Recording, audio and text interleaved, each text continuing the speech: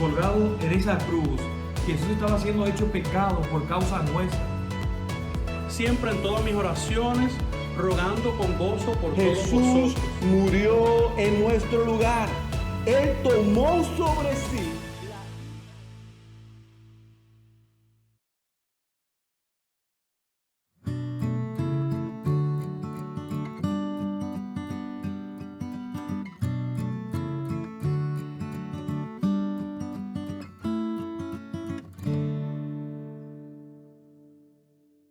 Me imagino que a muchos de nosotros nos gusta el cine, ¿verdad? ¿Verdad? Ahora, ¿qué es lo que determina que nos apetezca ver una película? Es decir, ¿qué es lo que nos anima a decir, bueno, yo quiero ver esa película? Bueno, probablemente lo que nos va a animar a querer ver una película es que hemos visto el tráiler. Hemos visto el tráiler y hemos dicho, wow, yo quiero ver esa película, tiene muy buena pinta. ¿Por qué digo esto? Bueno, porque la semana pasada el pastor Félix nos mostró un tráiler acerca del libro de Ruth. Él nos hizo una introducción del libro de Ruth que estoy convencido, como decimos en España, que nos dejó con la miel en los labios. Y reconozco que este libro me está quebrantando. Reconozco que este libro me está tocando y en algún momento me ha hecho llorar. Y no es porque haya en él una historia de amor entre personas, que sí la hay. Pero lo que me quebranta realmente del libro de Ruth es que por encima de todo vemos una historia de amor. Una historia perfecta de amor. Y es la historia de amor de Dios hacia su pueblo. Un Dios que, como dicen algunos autores, parece que en el libro de Ruth al principio permanece medio escondido, pero escuche, sigue actuando y tiene el control absoluto de todo. Así que le animo a que vayamos juntos a la palabra del Señor. Y vamos al libro de Ruth. Y vamos a estar leyendo en el capítulo 1, versículos del 1 al 22. Libro de Ruth, capítulo 1, versículos del 1 al 22. Y dice así la palabra del Señor. Aconteció que en los días en que gobernaban los jueces, en Israel hubo hambre en el país, y un hombre de Belén de Judá fue a residir en los campos de Moab con su mujer y sus 2 hijos. Aquel hombre se llamaba Elimelec y su mujer se llamaba Noemí. Los nombres de sus hijos eran Mahlón y Kelión, efrateos de Belén de Judá, y llegaron a los campos de Moab y allí se quedaron. Y murió Elimelec, marido de Noemí, y quedó ella con sus 2 hijos. Ellos se casaron con mujeres moabitas. El nombre de una era Orfa y el nombre de la otra Ruth. Y vivieron allí unos 10 años. Murieron también los 2, Mahlón y Kelión, y la mujer quedó privada de sus 2 hijos y de su marido. Entonces se levantó con sus nueras para regresar de la tierra de Moab, porque ella había oído en la tierra de Moab que el Señor había visitado a su pueblo dándole alimento. Salió pues del lugar donde estaba y sus 2 nueras con ella, y se pusieron en camino para volver a la tierra de Judá. Y Noemí dijo a sus 2 nueras, vayan, regrese cada una a la casa de su madre, que el Señor tenga misericordia de ustedes como ustedes la han tenido con los que murieron y conmigo. Que el Señor les conceda que hallen descanso cada una en la casa de su marido. Entonces las besó, y ellas alzaron sus voces y lloraron, y dijeron, no, sino que ciertamente volveremos contigo a tu pueblo. Pero Noemí dijo: vuélvanse, hijas mías. ¿Por qué quieren ir conmigo? ¿Acaso tengo aún hijos en mis entrañas para que sean sus maridos? Vuélvanse, hijas mías, váyanse, porque soy demasiado vieja para tener marido. Si dijera que tengo esperanza, y si aún tuviera un marido esta noche, y también diera a luz hijos, ¿esperarían por eso hasta que fueran mayores? ¿Dejarían ustedes de casarse por eso? No, hijas mías, porque eso es más difícil para mí que para ustedes, pues la mano del Señor se ha levantado contra mí. Y ellas alzaron sus voces y lloraron otra vez. Y Orfa besó a su suegra, pero Ruth se quedó con ella. Entonces Noemí dijo: mira, tu cuñada ha regresado a tu pueblo y a sus dioses. Vuelve tras tu cuñada. Pero Ruth le respondió: no insistas en que te deje o que deje de seguirte, porque a donde tú vayas, yo iré, y donde tú mores, moraré. Tu pueblo será mi pueblo, y tu Dios mi Dios. Donde tú mueras, allí moraré, y allí seré sepultada. Así haga el Señor conmigo, y aún peor, si algo, excepto la muerte, nos separa. Al ver Noemí que Ruth estaba decidida a ir con ella, no le insistió más. Caminaron pues las dos hasta que llegaron a Belén. Cuando llegaron a Belén, toda la ciudad se conmovió a causa de ellas, y las mujeres decían: ¿no es esta Noemí? Ella les dijo: no me llamen Noemí, llámeme Mara, porque el trato del Todopoderoso me ha llenado de amargura. Llena me fui, pero vacía me ha hecho volver el Señor. ¿Por qué me llaman Noemí? Ya que el Señor ha dado testimonio contra mí, y el Todopoderoso me ha afligido. Y volvió Noemí, y con ella su nuera Ruth la moabita, regresando así de los campos de Moab. Llegaron a Belén al comienzo de la siega de la cebada. Padre amado, hemos alabado tu nombre. Hemos proclamado que tú eres ese Dios que adoramos y que exaltamos.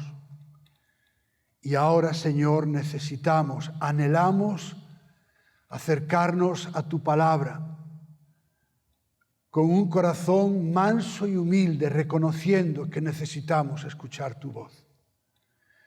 Y Padre, reconozco delante de ti y de tu congregación mi incapacidad y mis limitaciones. Por eso, Señor, apelo a la guía, a la dirección y a la capacitación de tu Espíritu Santo para poder ser fiel a tu palabra y transmitirla con fidelidad, para que tú, Señor, y solamente tú hables en esta mañana para edificación de tu pueblo y para alabanza y gloria de tu santo nombre. Amén. No sé cuántos han oído hablar de Winston Churchill. Probablemente ha sido uno de los políticos más relevantes en la historia y fue conocido como un gran estratega. Pero no todo fueron flores en la vida de Churchill. Cuando él se presentó por primera vez a las elecciones, él las perdió. Así que su esposa, al verlo triste y abatido, le dijo: Winston, a lo mejor esto que ha ocurrido es probablemente una bendición escondida. A lo que él replicó: la verdad, si esto es una bendición, realmente está muy bien escondida. Porque él no podía ver la bendición por ningún lado. Y es interesante porque en este capítulo 1 en el que vamos a estar meditando en la tragedia de Noemí, una tragedia, recuerde, que trajo dolor, que trajo amargura, pero una tragedia que no era ajena, ni mucho menos, a Dios. Dios, aunque parecía escondido, Dios seguía teniendo el control de todo lo que estaba ocurriendo. Y Dios era quien seguía llevando a cabo sus planes independientemente de las circunstancias que pudieran estar rodeando la vida de esta familia. Y como he dicho antes, en este libro vamos a ver el amor de Dios hacia su pueblo. Y en este capítulo 1 del libro de Ruth vamos a meditar en la tragedia de Noemí. Y lo vamos a hacer desde 3 puntos de vista. Número 1, una tragedia ocasionada por decisiones incorrectas. Número 2, una tragedia que lleva a reconocer la soberanía de Dios. Y en tercer lugar, una tragedia que lleva a la salvación. En primer lugar, vamos a ver una tragedia ocasionada por decisiones incorrectas. Cuando leemos los versículos del 1 al 6, dice el versículo 1 que hubo hambre en Israel. El hambre, escuche bien, no era algo raro ni extraordinario, sino algo común en el Israel antiguo. Vemos, por ejemplo, cómo Abraham huyó a Egipto debido a una gran hambruna. Lo leemos en Génesis 12:10. Y hubo hambre en la tierra y Abraham descendió a Egipto para pasar allí un tiempo porque el hambre era severa en la tierra. En los capítulos 42 al 45 del libro de Génesis vemos cómo Jacob condujo a los hebreos a Egipto a causa de una severa hambruna. Y las hambrunas a menudo se interpretaban como una señal de la desaprobación de Dios hacia su pueblo. Cuando Dios estaba enojado contra su pueblo por causa de su desobediencia, Él provocaba una gran hambruna. En Levítico 26, del 18 al 20, leemos lo que el Señor le dice al pueblo. Y si aún con todas estas cosas no me obedecéis, entonces os castigaré 7 veces más por vuestros pecados. También quebrantaré el orgullo de vuestro poderío y haré vuestros cielos como hierro y vuestra tierra como bronce, y vuestras fuerzas se consumirán en vano, porque vuestra tierra no dará su producto y los árboles de la tierra no darán su fruto. El hecho de esta hambruna refleja con toda seguridad la desobediencia e infidelidad generalizada durante el periodo de los jueces. Como bien nos mostró el pastor Félix, vimos la conexión que había entre Ruth 1:1 y el último versículo del libro de Jueces, Jueces 21:25. Ruth 1:1 dice: aconteció que en los días en que gobernaban los jueces hubo hambre en el país. Y cuando vamos al libro de Jueces vemos que en estos días no había rey en Israel. Mire lo que ocurre: cada uno hacía lo que le parecía bien a sus ojos. Probablemente usted pueda estar pensando, bueno, Pastor Surso, el hambre es una razón de peso para tomar la decisión de irse a otro lugar, en este caso Moab. Es decir, irse a otro lugar es una decisión de peso para proveer el alimento para tu familia. Es decir, lo que hizo Elimelech entra dentro de la lógica más aplastante. Pero quiero decirle algo. Nuestras decisiones no tienen que ser dirigidas por la lógica. Nuestras decisiones no tienen que ser dirigidas por las circunstancias que nos rodean, por muy adversas que sean. Nuestras decisiones tienen que ser dirigidas por Dios. En nuestro último año de seminario, con mi hija recién nacida, Marta, yo había hecho unos cálculos mal. Y cuando me di cuenta el dinero que íbamos a tener Elena y Marta, que estaba a punto de nacer, me di cuenta que nos quedaban para vivir durante el año que teníamos por delante $6 al mes. Cuando digo $6 no es una metáfora, eran 6. 1, 2, 3, 4, 5 y 6.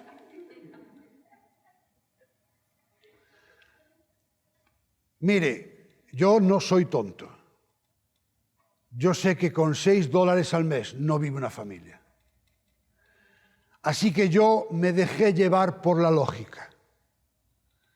Y yo le dije a mi esposa, nos tenemos que volver para La Coruña, que es nuestra ciudad. No podemos vivir con $6 al mes. Tenemos una hija que va a nacer, no teníamos ni para pañales. Así que la lógica y las circunstancias me decían, volvemos a nuestros puestos de trabajo, nos habían garantizado que si regresábamos nos daban el mismo puesto de trabajo. Podíamos trabajar un año, ahorrar y volver para acabar nuestro último año. Eso era lo que decía la lógica, eso era lo que decían las circunstancias, y cuando estuvimos a punto de tomar esa decisión, entendimos que Dios nos había llevado allí para no volver atrás. Así que decidimos que nuestra decisión no iba a ser determinada ni por la lógica ni por las circunstancias, iba a ser dirigida por Dios. Y decidimos quedarnos con $6 al mes. ¿Fue fácil? No. Pero vimos la provisión de Dios. Vimos la provisión de Dios en nuestras vidas. Y es importante que entendamos esto. En ocasiones, permanecer es la evidencia de la confianza en Dios, sean cuales sean las circunstancias que nos rodean. Ahora, ¿por qué creo que Elimelech tomó la decisión equivocada? Cuando leemos el relato, en ningún lugar leemos que la decisión de ir a Moab fue porque Dios se lo dijo. Fue una decisión basada en las circunstancias. El texto no dice que Elimelech y su familia se fueron a Moab siguiendo las instrucciones de Dios. Y todo apunta a que siguieron su propio criterio en lugar de la voluntad de Dios. Y yéndose a Moab, lo que estaban demostrando era una falta total de confianza en Dios, en que Él podía proveer para sus necesidades. Y como he dicho, a veces permanecer en un lugar con circunstancias adversas muestra y evidencia nuestra confianza en Dios. Pero el texto sí que nos dice que desobedecieron a Dios. En el versículo 4 leemos, y ellos se casaron con mujeres moabitas. El nombre de una era Orfa y el nombre de la otra Ruth. Es decir, con este acto, casándose con mujeres moabitas, estaban desobedeciendo a Dios. ¿Por qué? Porque estos matrimonios eran prohibidos por Dios. Deuteronomio 7, del 1 al 4, dice la palabra del Señor: cuando el Señor tu Dios te haya introducido en la tierra donde vas a entrar para poseerla, y haya echado de delante de ti a muchas naciones, los hititas, los gergeseos, los amorreos, los cananeos, los fereceos, los heveos y los jebuseos, no harás alianza con ellos, ni te apiadarás de ellos. Y escuche bien, y no contraerás matrimonio con ellos. No darás tus hijas a sus hijos, ni tomarás sus hijas para tus hijos, porque ellos apartarán a tus hijos de seguirme para servir a otros dioses. Entonces la ira del Señor se encenderá contra ti y Él pronto te destruirá. Y hay un detalle que me llama la atención. Mire lo que dice el texto. Y murió Elimelech, marido de Noemí, y quedó ella con sus hijos, y ellos se casaron con mujeres moabitas. Vea la secuencia. Se muere Elimelech y sus hijos deciden casarse con dos mujeres moabitas. ¿Por qué digo que es interesante?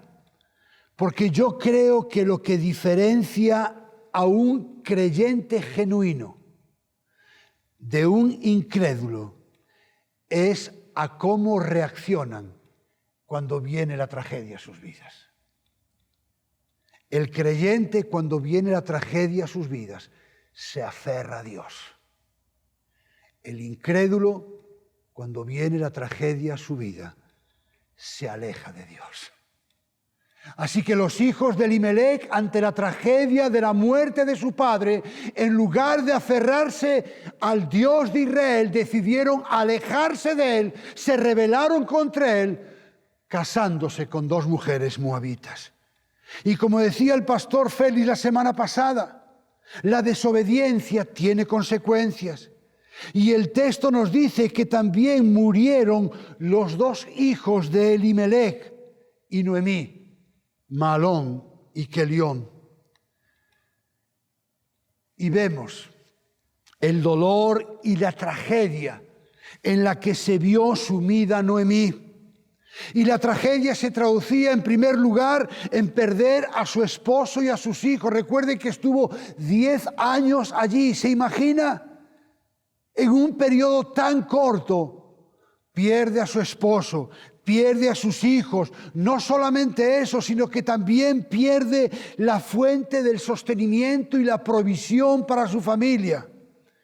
Y a esas pérdidas le trajeron dolor y soledad y pobreza, pero también dos cargas adicionales con dos nueras viudas.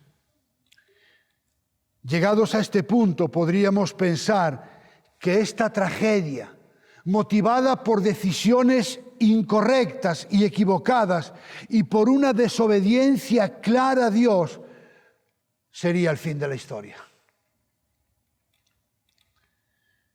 Pero vamos a ver que lo que parece ser el fin de la historia realmente se convierte en el principio de una hermosa historia de amor. Y como dije antes, me estoy refiriendo al amor no al amor entre personas, sino al amor de Dios hacia su pueblo. Recuerde que en este capítulo 1 del libro de Ruth estamos meditando en la tragedia de Noemí ante la muerte de su esposo y de sus únicos hijos.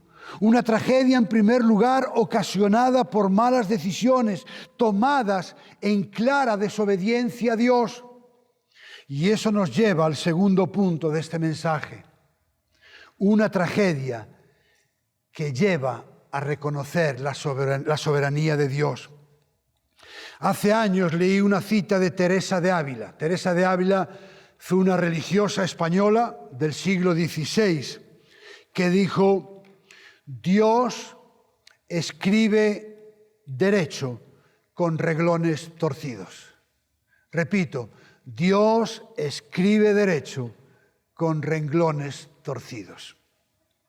Y yo no sé cómo se ve usted, pero cuando yo pienso en mi vida me veo como un renglón torcido. Y es interesante porque cuando leemos las Escrituras Sagradas, nos damos cuenta que incluso aquellos hombres y mujeres que Dios usó de manera sobrenatural y extraordinaria, también fueron renglones torcidos. Usted y yo somos renglones torcidos. Pero a pesar de esa realidad, Dios siempre lleva a cabo sus planes.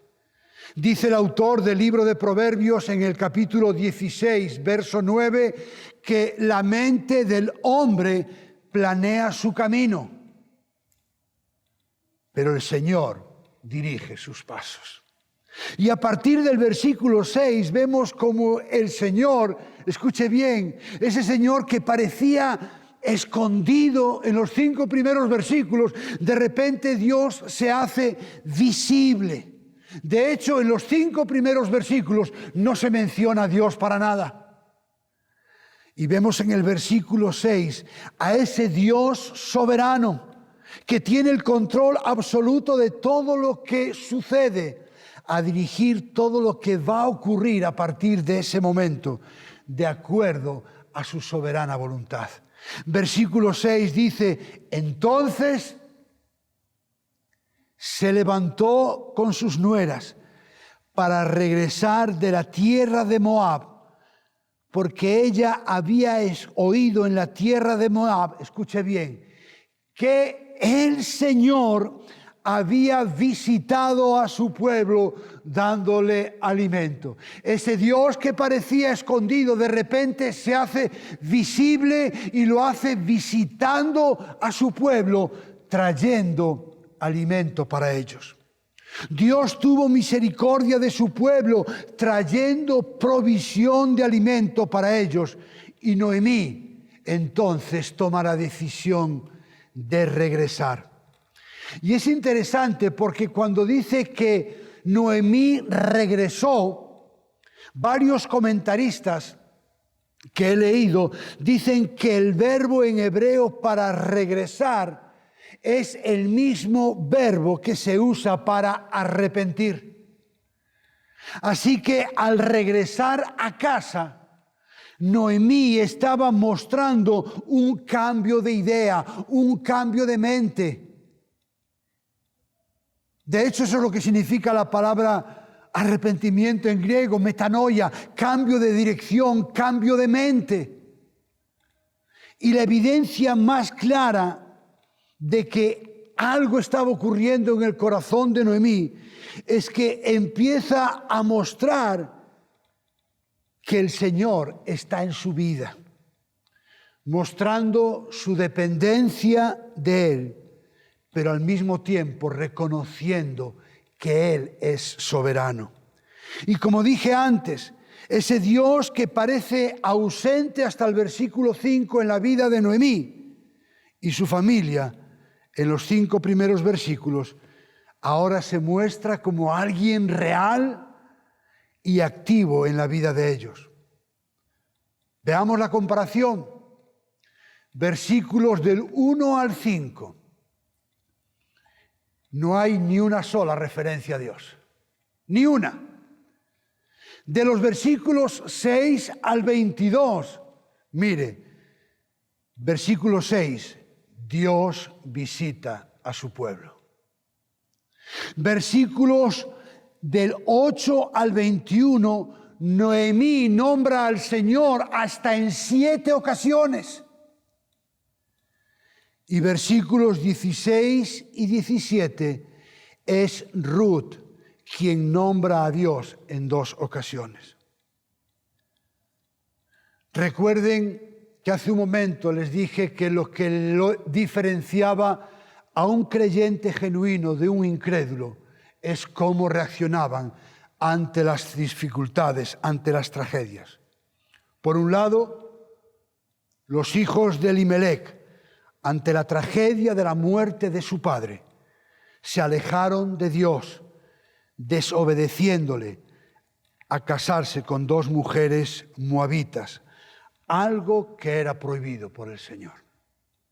En el lado opuesto, tenemos a Noemí, que ante la tragedia, escuche bien, ante la tragedia de la muerte de su esposo y de sus 2 únicos hijos, decide acercarse a Dios, decide aferrarse a Dios y lo hace de varias maneras. En primer lugar, reconociendo a Dios como el Señor en su vida.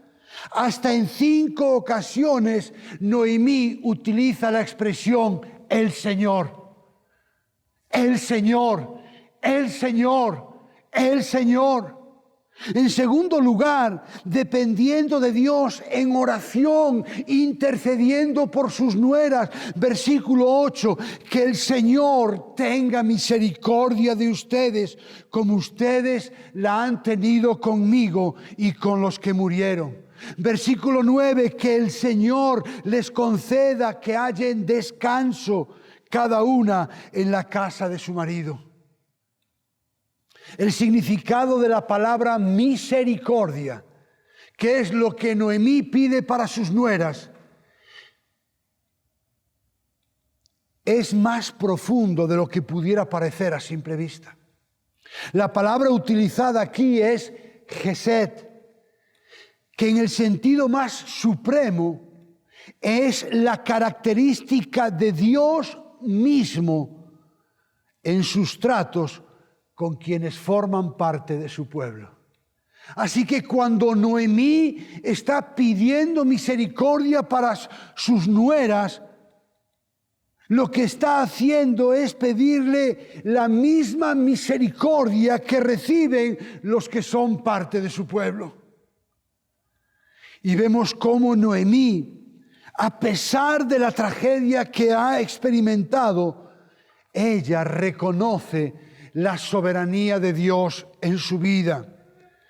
Y mire, creo, como lo he dicho en varias ocasiones, que el problema de los creyentes no es lo que creemos. El problema de los creyentes es qué hacemos con lo que creemos. Y de manera concreta, en lo que se refiere a la soberanía de Dios. Porque para los creyentes es fácil hablar de la soberanía de Dios cuando las cosas nos van bien. Es fácil reconocer a Dios obrando cuando las cosas nos van bien y hablamos de las bendiciones de Dios, cómo Dios nos ha prosperado, cómo Dios nos ha bendecido, cómo Dios nos ha cuidado y hablamos de la soberanía de Dios. Pero escuche, Dios es tan soberano cuando las cosas le van bien como cuando las cosas le van mal. El problema es que cuando las cosas vienen mal dadas, cuando vienen las pruebas, las dificultades y los conflictos, entonces le echamos la culpa al diablo. Le echamos la culpa al diablo o al destino, o empezamos a buscar a alguien para hacerle culpable de lo que nos está ocurriendo. Pero, hermanos, Noemí, por medio de esta tragedia, reconoció la soberanía de Dios. Reconoció que la mano soberana de Dios lo había orquestado todo. Mire cómo lo expresó. Noemí dice en el versículo 13, la mano del Señor se ha levantado contra mí. Versículo 20, el trato del Todopoderoso me ha llenado de amargura. Versículo 21, llena me fui, pero vacía me ha hecho volver el Señor. Versículo 21, el Señor ha dado testimonio contra mí y el Todopoderoso me ha afligido. ¿Qué pensamos cuando viene la tragedia a nuestras vidas? ¿Qué pensamos de esa soberanía de Dios cuando vienen las dificultades? Y mire de qué forma tan clara lo expresa Job. Job sería el cenit de las tragedias. Sin embargo, Job, a pesar de sus tragedias, le dice al Señor, Señor, Job 42:2, yo sé que tú puedes hacer todas las cosas, escuche bien, y que ninguno de tus propósitos pueden ser frustrados. ¡Wow! ¿Escuchó bien? Ninguno de los propósitos de Dios para su vida pueden ser frustrados. Dios tenía un propósito en la vida de Noemí y Ruth. Y escuche, ni la desobediencia de Elimelec, ni la tragedia de Noemí por la muerte de su esposo y sus hijos iban a frustrar los planes de Dios. Y recordemos que en los planes soberanos de Dios va a haber momentos buenos, va a haber momentos agradables, pero también va a haber circunstancias que no entendemos. E incluso algunas de ellas van a traer dolor a nuestras vidas, como le ocurrió a Noemí. Y es por eso que debemos tener bien presente las palabras del Señor en Isaías 55, 8 y 9, cuando dice: porque mis pensamientos no son vuestros pensamientos, ni vuestros caminos mis caminos, declara el Señor. Porque como los cielos son más altos que la tierra, así mis caminos son más altos que vuestros caminos, y mis pensamientos más que vuestros pensamientos. Como dice una cita de la Biblia de Estudio de la Reforma, es de esperar que las ovejas no siempre entiendan la dirección del pastor. Es posible que como ovejas muchas veces no entendamos la dirección del pastor. Así que Noemí, aunque no sabía cuál era el plan de Dios, lo que sí sabía es que lo que le había ocurrido era la obra, escuche bien, como ella misma reconoció, del Señor Todopoderoso. Por eso es que en medio de las pruebas podemos aferrarnos a esa soberanía de Dios. Podemos aferrarnos a la promesa de Dios cuando dice en la carta del apóstol Pablo a los Romanos: y sabemos. Pablo dice: y sabemos. Es decir, no hay ninguna duda que a los que aman a Dios, todas las cosas les ayudan a bien. Hermanos, sabemos que si amamos a Dios, todas las cosas nos ayudan a bien. Así que en medio de la tragedia de Noemí, hemos visto una tragedia ocasionada por decisiones incorrectas, tomadas en clara desobediencia a Dios. En segundo lugar, vimos una tragedia que, lejos de apartar a Noemí de Dios, lo que la llevaron fue a reconocer que Dios era soberano. Y por último, vamos a ver una tragedia que lleva a la salvación. Vemos cómo después de la muerte de Elimelec y sus hijos, Noemí intenta convencer a sus nueras para que permanezcan en Moab.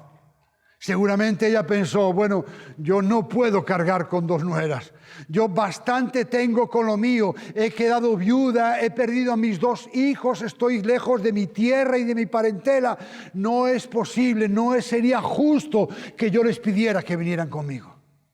Así que con un corazón altruista, con un corazón generoso, las intenta convencer para que se vayan. Eso lo vemos en los versículos del 7 al 14. Así que ambas, en un principio, deciden permanecer con Noemí. Después, Orfa finalmente deja a Noemí y decide, como dice el texto, regresar a su tierra y con sus dioses. Y al ver eso, Noemí intenta convencer a Ruth para que haga lo mismo que Orfa. Versículo 15, entonces Noemí dijo: mira, tu cuñada ha regresado a tu pueblo y a sus dioses, vuelve tras ella. Y escuche, era lógico lo que Noemí le estaba pidiendo. Es más, podríamos afirmar que volver a Moab era la mejor opción. Seguramente, si ponemos en los dos platos de la balanza ambos argumentos, probablemente la opción de quedarse en Moab saldría ganando. Para Ruth, escuche bien, irse con Noemí implicaba primero irse a una tierra desconocida, con gente desconocida, y aún encima acompañar a su suegra, que como ella misma dijo, estaba sumida en una gran amargura. Eso era lo que implicaba irse con Noemí. Gente extraña, tierra extraña, y aún encima con una suegra que estaba totalmente amargada. Por otro lado, permanecer en Moab implicaba quedarse en su tierra, con su gente, con su parentela y cuidado. Y como nos dice el versículo 2, verso 11, también con su padre y con su madre. Ella no era huérfana. Allí estaban sus padres que probablemente iban a cuidar de ella y le iban a proveer para sus necesidades. Una vez más vemos por un lado una decisión basada en la lógica y en las circunstancias, y por otro lado una decisión basada en Dios. Pero en contra de todo pronóstico humano, Ruth decidió quedarse con Noemí y regresar con ella. ¿Por qué? Porque Dios había obrado en su corazón y ya no había vuelta atrás. Dios ya había obrado en ese corazón que años atrás estaba inclinado a los dioses para hacer de ella un corazón nuevo. Ya no había vuelta atrás. Versículos 16 y 17. Pero Ruth dijo, no insistas. No insistas que te deje o que deje de seguirte, porque a donde tú vayas, iré yo. Y donde tú mores, moraré. Tu pueblo será mi pueblo y tu Dios, mi Dios. Donde tú mueras, allí moriré y allí seré sepultada. Así haga el Señor conmigo, y aún peor, si algo excepto la muerte nos separa. Escuche, esa declaración de Ruth era la declaración de alguien que había pasado de muerte a vida. Era la declaración, esa declaración es el punto culminante, es el cenit de este capítulo 1 y tiene varias implicaciones. Por un lado, ella iría con Noemí a donde quiera que ella vaya. Habla de compañerismo, de afinidad. En segundo lugar, estaba dispuesta a vivir con Noemí donde quiera que ella viva. En tercer lugar, estaba dispuesta a compartir con Noemí su pueblo, que en definitiva ahora también era su pueblo. Y lo más importante, Ruth renuncia para siempre a los ídolos y abraza la fe del Dios verdadero, el Dios de Israel. La salvación de Ruth, una pagana, una moabita, forma parte del cumplimiento de la promesa que Dios le hizo a Abraham cuando le dijo, Génesis 12:3, en ti serán benditas todas las familias de la tierra. Esa conversión de Ruth es en parte el cumplimiento de la promesa de Dios. Y Ruth, que era una mujer pagana, fue alcanzada por la gracia de Dios. Pero también la salvación de Ruth, de una nación pagana, es no solamente la evidencia o el cumplimiento de la promesa de Dios hecha a Abraham, sino que también es el preámbulo, es el anticipo de la visión que tuvo Juan en la isla de Patmos cuando escribió el libro de Apocalipsis.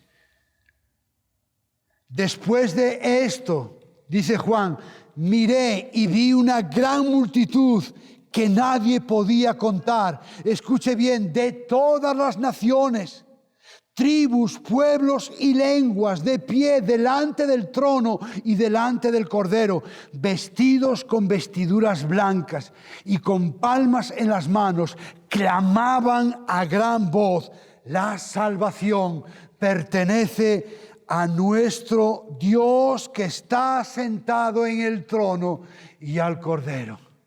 Allí estaba Ruth, diciendo: la salvación pertenece a nuestro Dios, que está sentado en el trono y al Cordero. En aquella multitud estaba Ruth, una mujer pagana, de una nación pagana, que fue alcanzada por la gracia y la misericordia de Dios.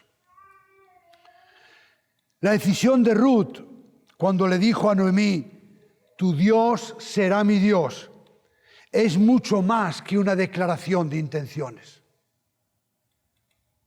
Charles Spurgeon dice que hay un significado práctico en esa declaración de Ruth, que significa: Dios me influirá, Dios me dirigirá, Dios me guiará, me gobernará, será mi rey, me entregaré a Él y le obedeceré en todo.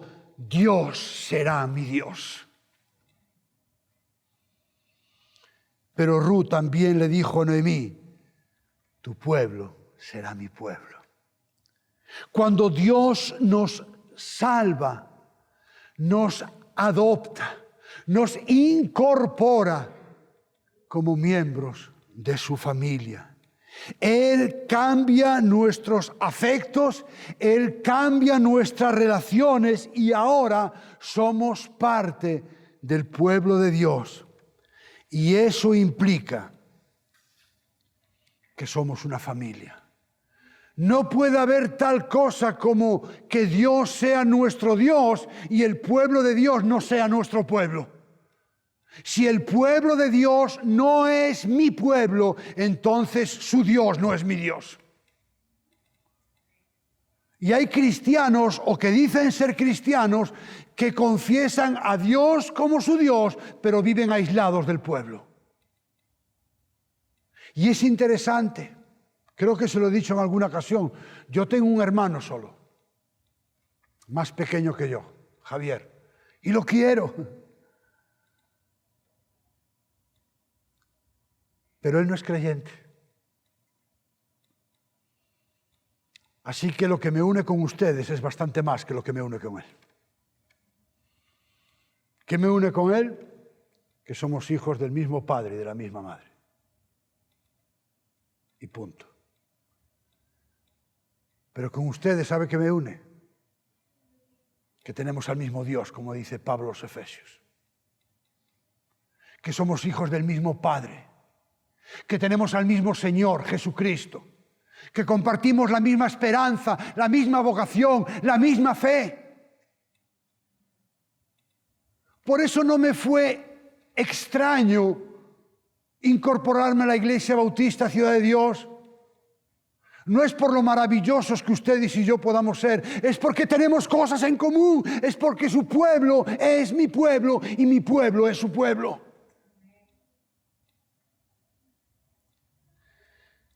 Quisiera concluir. Ayer por la noche le envié el mensaje a los pastores. Tarde, pero se lo envié. Decimos en España, más vale tarde que nunca. Así que me acosté porque era tarde y yo soy como la Cenicienta. Si me pasa mi hora, yo tengo que estar en camita temprano. Así que hoy por la mañana, cuando me levanté, el pastor Félix me había respondido. Y él me respondió solamente con algunas palabras, pero dijo esto: bendita tragedia. Y yo pensé, qué pena que no me hubiese mandado esto, hubiese cambiado el título del mensaje. Porque estamos hablando de la tragedia de Noemí y él dijo, bendita tragedia. Hermanos, bendita tragedia por la que tuvo que pasar Noemí. Una tragedia ocasionada por la desobediencia, lo sabemos. Pero una tragedia que le llevó a reconocer la soberanía de Dios. Y una tragedia que llevó a la salvación de Ruth. Bendita tragedia. Pero esta bendita tragedia, escuche bien, que es la muerte de Elimelech y sus hijos, apunta a una bendita tragedia mucho más gloriosa, la muerte de nuestro Señor Jesucristo. Esa bendita tragedia que salvó a Ruth apunta a la bendita tragedia que nos rescató de las tinieblas y nos llevó a su luz admirable. Y aunque son dos tragedias muy parecidas, o mejor dicho, una apunta a la otra, también tienen similitudes, pero tienen alguna diferencia. La diferencia es que la muerte de Elimelech y sus hijos fue debida a un acto de desobediencia. La muerte de Jesús fue debida a un acto de obediencia. Haciéndose obediente, dice Pablo a los Filipenses, hasta la muerte y muerte de cruz. Pero también hay similitudes. La muerte de Elimelech y sus hijos estaba supeditada a la voluntad soberana de Dios. Y la muerte de Jesús era el plan divino de acuerdo a su soberana voluntad. Y otra similitud es que la muerte de Elimelech y sus hijos llevó a la salvación de Ruth. Y la muerte de Jesús trajo la salvación a todos los hijos e hijas de Dios.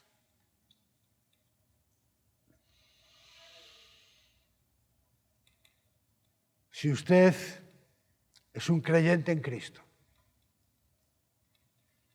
en primer lugar recuerde, la desobediencia tiene consecuencias. La desobediencia tiene consecuencias. En segundo lugar, recuerde, Dios es soberano. Y como dijo Job, ninguno de sus planes puede ser frustrado. Si usted es creyente, recuerde cada día, escuche bien, cada día recuerde que su salvación y la mía fue consumada por medio de una tragedia. La muerte de nuestro Señor Jesucristo en la cruz del Calvario. No olvide que fuimos comprados por precio.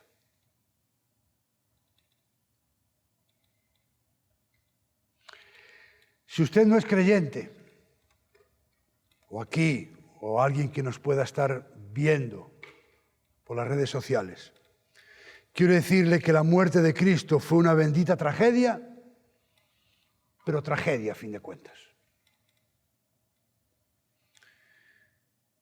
Pero quiero decirle, si usted no es creyente, que hay una tragedia aún peor, que es morir sin Cristo. Esa es la peor tragedia que el ser humano puede tener. Una vida sin Dios. Y si no eres creyente, la muerte de Cristo para usted no es una bendita tragedia, es una maldita tragedia.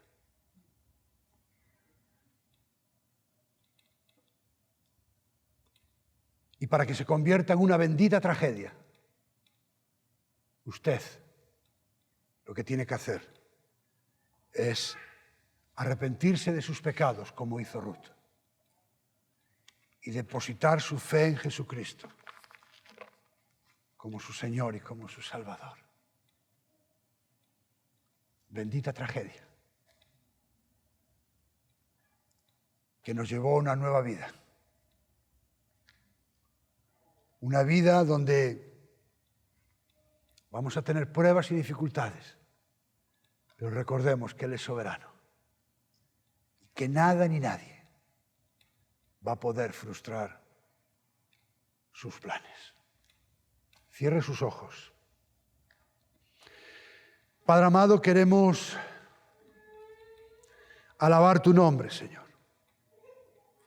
Queremos bendecirte. Queremos darte gracias, Señor, porque como Elimelech y su familia hemos sido desobedientes. Hemos tomado decisiones, Señor, que estaban en contra de tu voluntad. Y, Señor, perdónanos. Perdónanos, Señor. Y gracias, Señor, porque esa tragedia apunta a una tragedia mayor y más gloriosa. La muerte de nuestro Señor Jesucristo.